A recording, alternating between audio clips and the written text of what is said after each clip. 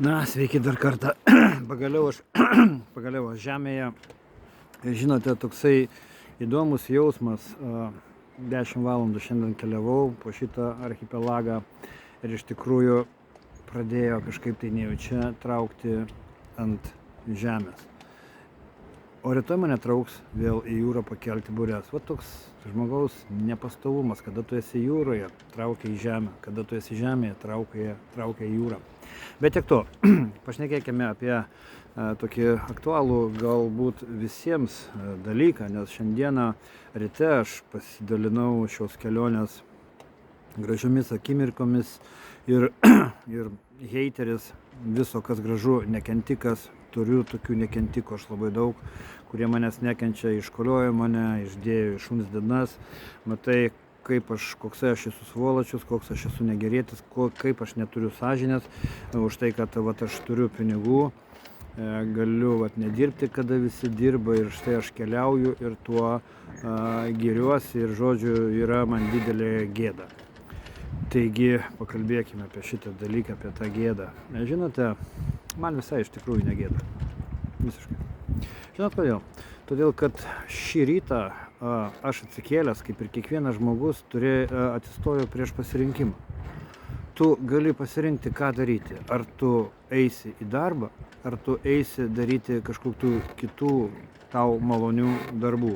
Ta prasme, tu gali eiti daryti kalti pinigų, arba gali eiti gyventi. Tai daugybė žmonių, daugelis, absoliuti dauguma žmonių, jie pasirenka eiti į darbą ir kalti pinigus, nei gyventi. Jie galvoja, kad uždirbs kažkur tai daug pinigų ir tik tai tada gyvens. Na, jie tik tai mirštant supranta, kad tų pinigų visų neuždirbo, o gyvenimas jau pasibaigė. Taigi, kiekvieną rytą aš taip pat turiu tokį pasirinkimą ir aš labai dažnai pasirenku geriau gyventi nei dirbti. Ir dirbti aš dabar einu tik tai tada, kada man iš tiesų reikia pinigų. O pinigų man nereikia daug. Man pinigų reikia tik tai tiems dalykams, kuriuo aš pats negaliu pasigaminti. Šiaip aš darau viską pats. Netgi šitą laivą, su kuriuo aš keliauju, aš jį pasiėmiau išmestą, atsiremontavau ir štai dabar aš supuosi kažkur ten liepto, praplaukęs 10 valandų gražiausiam vietom ir dalindamas įspūdžiais su jumis. Taigi, o galėjau eiti dirbti. Bet kadangi man tų pinigų, sakau, mažai reikia. Man reikia pinigų tik susimokėti už internetą, susimokėti už elektrą ir susimokėti už nuomą, kadangi aš esu ubagas, tai aš neturiu savo būsto, aš jį nuomoju. Na ir šiokia tokia kapeiką vaikams ant maisto, o kadangi mes valgome sveiką maistą, tai mes per daug neišlaidaujame. Žodžiu, man tų pinigų reikia visiškai nedaug.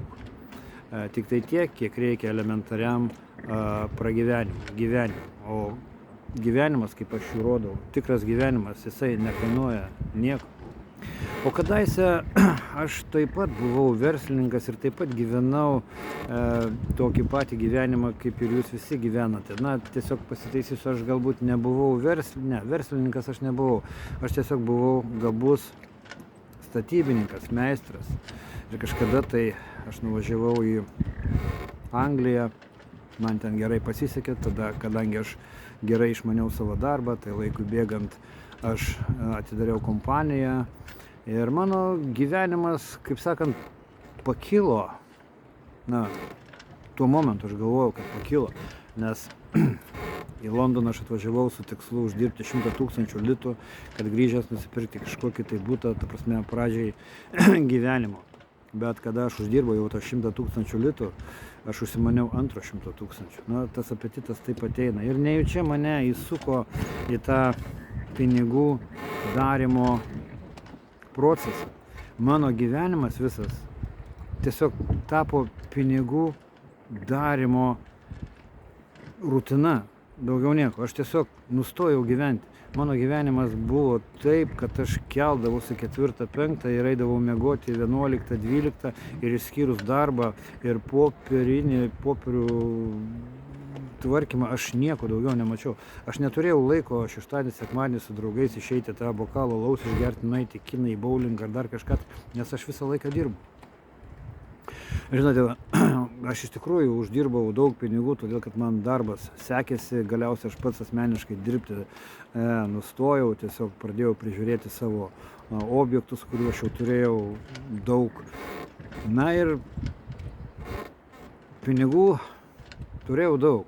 Aš pasėmiau paskolą, nusipirkau Londone namą, eidamas į parduotuvę nusipirkti maisto, aš užėjau į Mersų parduotuvę ir nusipirkau naują Mersą. Va taip aš gyvenau, galėdavau tokiom sumom pinigų taškytis ir tai buvo man normalu. Tačiau tik tai tuo ir tai galėjau pasigirti, nes išskyrus, jeigu manęs paklausdavo, ką tu veiki, tai aš galėdavau pasakyti tik tai, kad aš dirbu, o ką tu rytoj veiksi, aš pasakydavau, kad aš rytoj dirbsiu, o poryt dirbsiu, ir va taip, ir va taip. Ir vieną dieną, suprantate, aš grįžau į Lietuvą po 4 metų ir susiradau merginą. Tai buvo audringa meilė, iš pirmo žvilgsnio. Ta mūsų meilė truko labai nedaug, 25 dienas, bet tai buvo kažkas. Šiandien aš tikrai žinau, kad jinai buvo raminta, ji buvo Dievo siųsta, man kaip išbandymas. Ir 25 dieną per Jonines jinai įsėdo į mano tą prabangų Mercedesą, važiavo į Pociūnus, jinai buvo Lakūnė. Ir užsimušė. Žinot, ir tas įvykis man apvertė viską.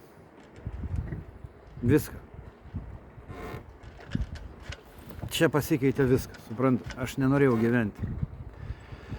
Tiesiog aš ieškojau mirties. Kada šiek tiek mano sąmonė prašviesėjo, aš tiesiog pradėjau galvoti. O ką gali nupirkti pinigai? Ar visi tie pinigai, kuriuos aš turėjau, ar jie gali ramintą man sugrąžinti? Ne, negalėjo. Jinai užsimušė su tuo supistu Mersu, kuriuo aš didžiavausi, kur man visi pavydėjo. Tiesiog iš to Merso liko šūdų krūva, nusineždama kartu ir angeliuko gyvybę. Bet tą kartą mano gyvenime įvyko lūžis. Aš atsistojau ant pasirinkimų. Tai buvo 2 keliai, kuriuo eiti. Ar toliau daryti pinigus ir vėl nieko neturėti, ar pasukti kitų kelių, kuris eina be pinigų, bet turėti viską. Todėl, kad už pinigus galima nupirkti tik tai, kas už pinigus parsiduoda. Bet už pinigus negalima nupirkti gyvybės. Už pinigus negalima nupirkti gyvenimą. Aš visko tai spėjau. Aš grįžau į Lietuvą ir grįžau prie savo senos svajonės. Dirbti tokį darbą, kuris neša moralinį pasitenkinimą. Tai gaminti valtis laivus. Lietuvoje aš negalėjau gyventi iš valčių.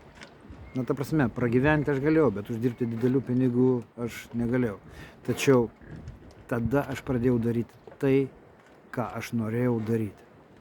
Ir pinigai neteko jokios prasmės.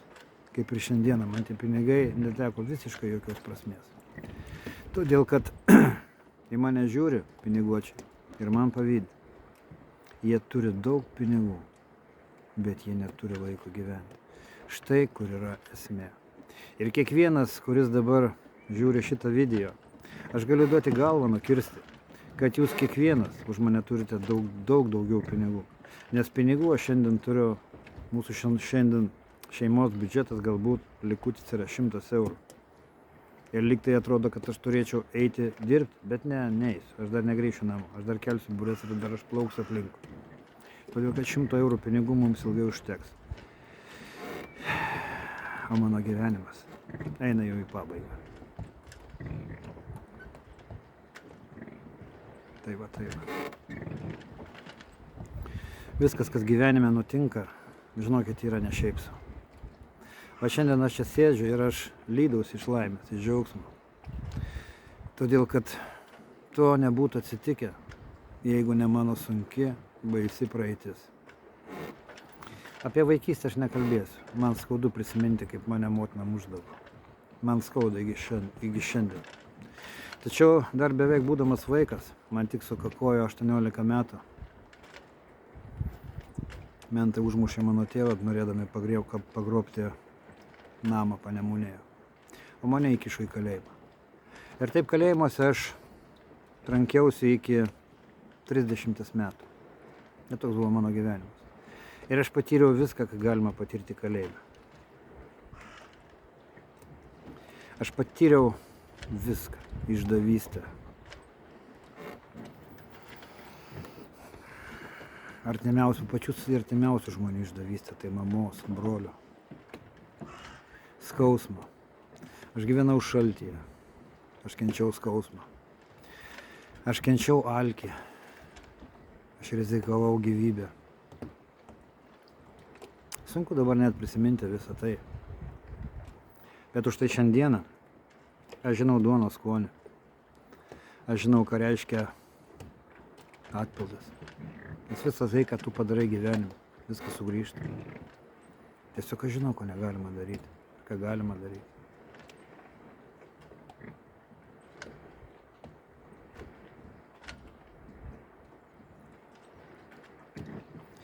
Nežinau net ką pasakyti.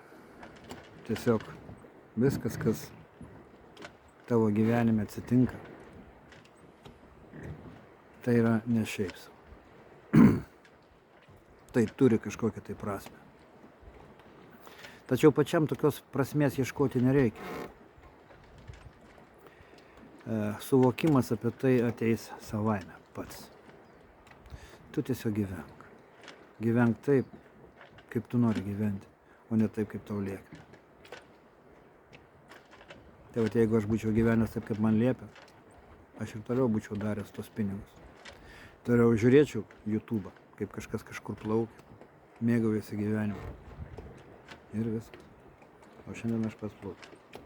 Todėl, kad aš nedarau pinigų. Aš tiesiog gyvenu. Siūlau ir jums gyventi. Tai yra daug prasmingiau nei daryti pinigus. Vieną dieną, bedarydamas pinigus, tu suprasi, kad tau liko gyventi vienintelė diena. Ir tu norėsi atiduoti visus savo uždirbtus prie gyvenimo pinigus, kad nupirkti dar vieną dieną. Deja, tokios parduotuvės nėra. Už pinigus galima nupirkti tik tai, kas už juos parduoda.